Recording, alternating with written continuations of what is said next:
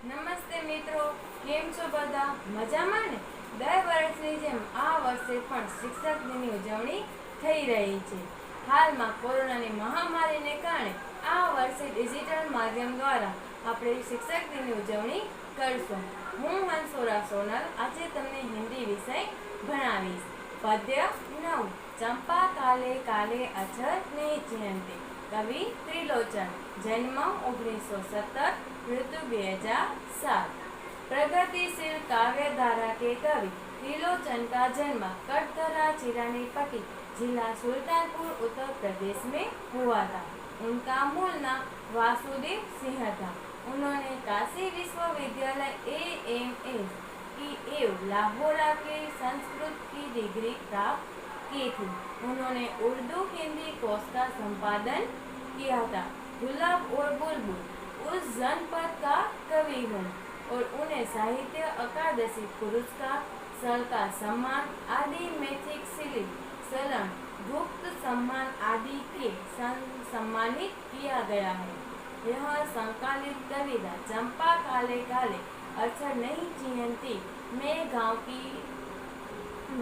की अनपढ़ लड़कियां और सामान्य जन को प्रदान किया गया है। इस कविता में चंपा की मनोभावना एवं जीवन पद्धति के प्रामाणिक चित्र है। चंपा छोटी और नटखट लड़की है। कवि उसे पढ़ने के लिए प्रेरित करते हैं। उसने शिक्षा की अहमियत को समझा लिया है और चंपा के माध्यम से कवि ने गांव की तमाम स्त्रियों की मनोव्यथा का निरूपण किया है। उसने जिनके पति पत्नियों को छोड़कर अर्थोपार्जन के लिए परदेश चले जाते हैं, अनपढ़ होने के कारण वे स्वयं ही चिट्ठी पत्री लिखकर उसे पास भेज नहीं सकती और यह कविता स्त्री शिक्षा पर भी भार देती है।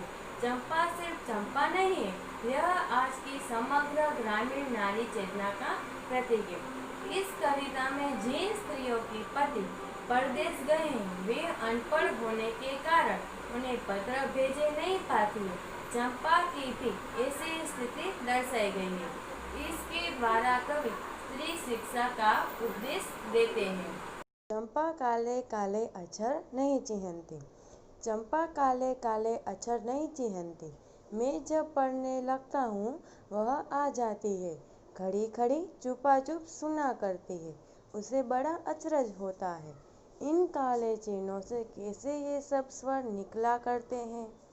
चंपा सुंदर की लड़की है, सुंदर ग्वाल है, गाय भैंस रखता है। चंपा चौपायों को लेकर चरवाही करने जाती है।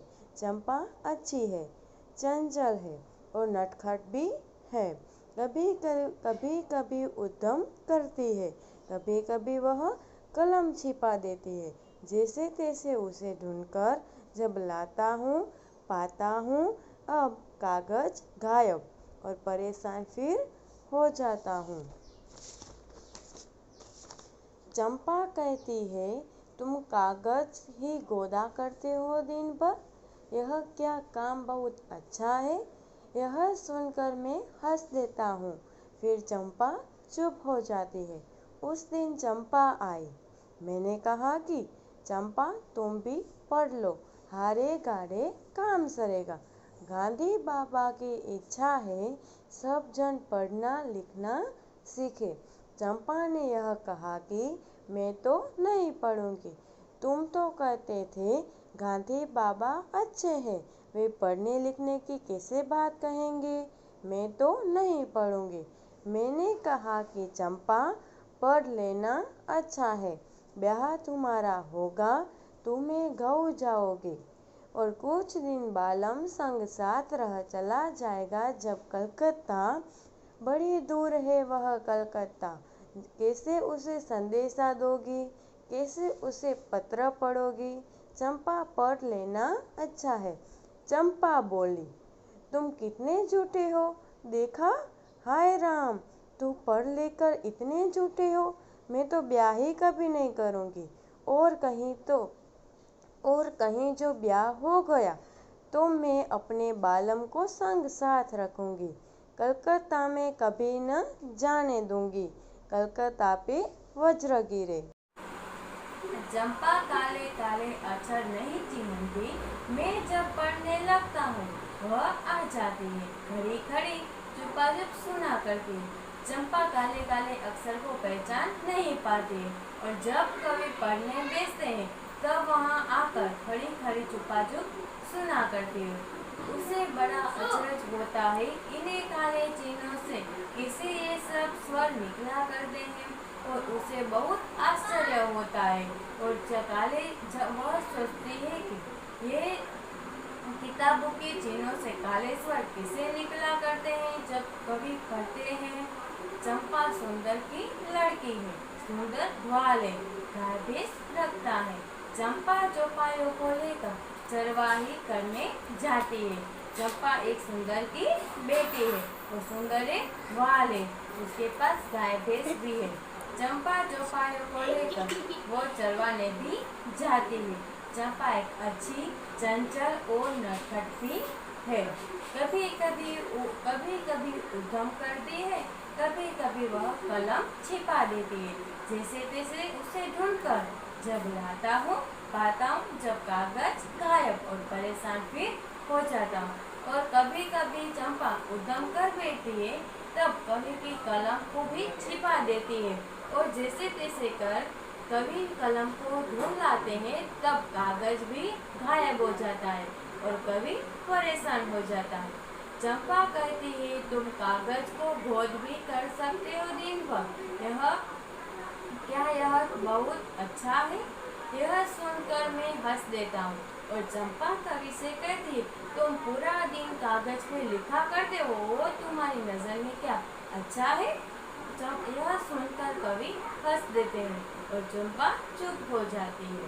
उस दिन चंपा आई और मैंने कहा कि चंपा तुम भी पढ़ लो, हारे गाड़े काम सरेगा। और उस दिन जब चंपा आई तब कवि ने उसे कहा, तुम भी पढ़ लो, आगे जाके काम आएगा। गांधी बापा की इच्छा है सब जन पढ़ना लिखना सीखे। और चंपा ने यह कहा कि मैं तो नहीं पढ़ूंगी।